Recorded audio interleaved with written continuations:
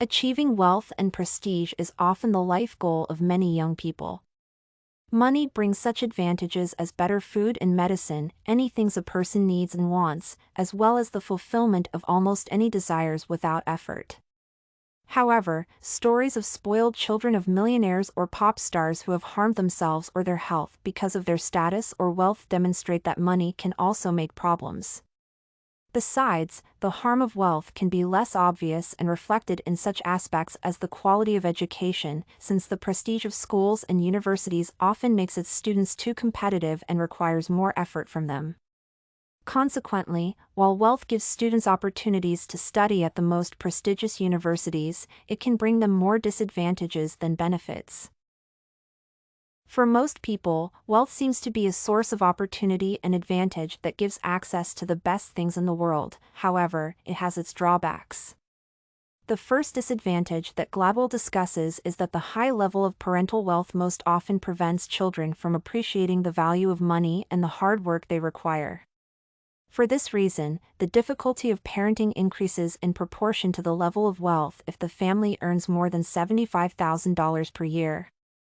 In other words, higher levels of wealth create conditions in which children have fewer skills to develop and succeed on their own. Consequently, this disadvantage reduces young people's chances to be independent, have high academic or other achievements that will help them reach their own goals. The second disadvantage of wealth is that it does not guarantee happiness. Just like in the case of parenting difficulty, the level of happiness rises in proportion to the level of earnings up to a specific line but then begins to decline. This fact reflects the well-known truth that money cannot buy happiness. Perhaps this fact exists because wealthier people are less happy about everyday small things that are not available to people with low or middle income. Another reason can be that wealthy parents need to set artificial limits for their children, which can cause a lack of understanding and conflict between them. In any case, wealth does not guarantee happiness, and in some cases, it can hinder it. Another disadvantage, which is most surprising to most people, is that parental wealth can negatively impact their children's education. Gladwell gives the example of private schools and elite boarding schools, in which each class has no more than 10 to 12 people, which prevents the effective work of students and teachers. Gladwell argues that too small classes limit the teacher's ability to provide knowledge and also diminish the diversity and ability of students to be autonomous. One teacher in a group of 9 students says, "You can't get any kind of conversation or discussion going in the target language. It's difficult to play games to reinforce vocabulary, grammar skills, etc." Consequently, private schools that are accessible to children of wealthy parents can negatively impact their academic achievement due to class size and teacher focus. Thus, all these facts show that wealth has its disadvantages that can be overcome but often ignored. These wealth aspects also suggest that while most people want to be part of something big and prestigious, in some cases, it may be better to stay small and independent. This assumption is especially relevant to the sphere of higher education and work. In almost every country, there are the best universities with high status and, therefore, high requirements. In the USA, such universities belong to the Ivy League, and only those who have high academic knowledge and money can become their students. However, in Chapter 3 of his book, Gladwell explains that the prestige of a university does not always mean that its students get a better education and, in general, can get a degree.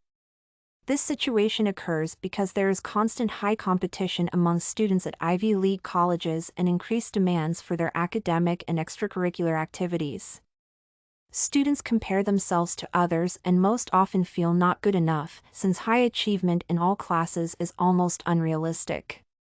For this reason, many students lose interest and motivation to study and leave the university without receiving a degree. The purpose of this issue discussion is to show that the most prestigious and famous is not always the most suitable for all people. Gladwell recounts the example of student Caroline Sachs, who left science only because she got lost as a student in Harvard's huge pond. For a girl, like many other students, it would be more comfortable to study at a less prestigious university but to achieve her academic goals. For example, Gladwell also says that graduates from universities outside the Ivy League have more scientific publications, which benefits them after graduation since they have more free time from school to pursue their talents. In addition, as a result, a higher percentage of students at these universities complete their studies even if they had low admission scores, while similar statistics for Ivy League students are less satisfactory. Hence, in terms of future employment opportunities, less well-known universities are also more suitable options for most students. Consequently, being involved in something big and prestigious is an excellent opportunity for a small number of people who have strong ambitions and willpower. These people will probably be able to become big fish in a large pond or be content with their position as small fish. However, as Gladwell points out to most people, it's the little pond that maximizes your chances to do whatever you want. A person who has the desire, resources, and freedom to do their own thing can achieve significant success in their field, and even if it does not bring him or her the most significant profit, it will give happiness. Thus, regardless of the level of wealth and knowledge, all people should choose a university that matches the strength of their ambitions to achieve success in their field and not get lost among other people. Thus, Gladwell's book and discussions on wealth demonstrate that wealth is not the solution to all problems, especially in higher education, despite all its benefits. Wealth can cause problems, such as young people's inability to value money and work, difficulties in raising and educating children. At the same time, money does not guarantee that people feel in their place if their ambitions and expectations do not coincide with the reality of studying at prestigious universities. For many people, Harvard or Brown University is too competitive and demanding and does not leave the freedom and time for personal choice and development. This feature forces many students to leave their studies and choose less prestigious but freer universities to achieve their goals and interests. Thus, in most cases, the small pond is the best option for many students, despite the opportunities that their level of income gives them. Study Corgi can help you make your studies smarter. Visit studycorgi.com for more samples like this, study tips, and writing tools.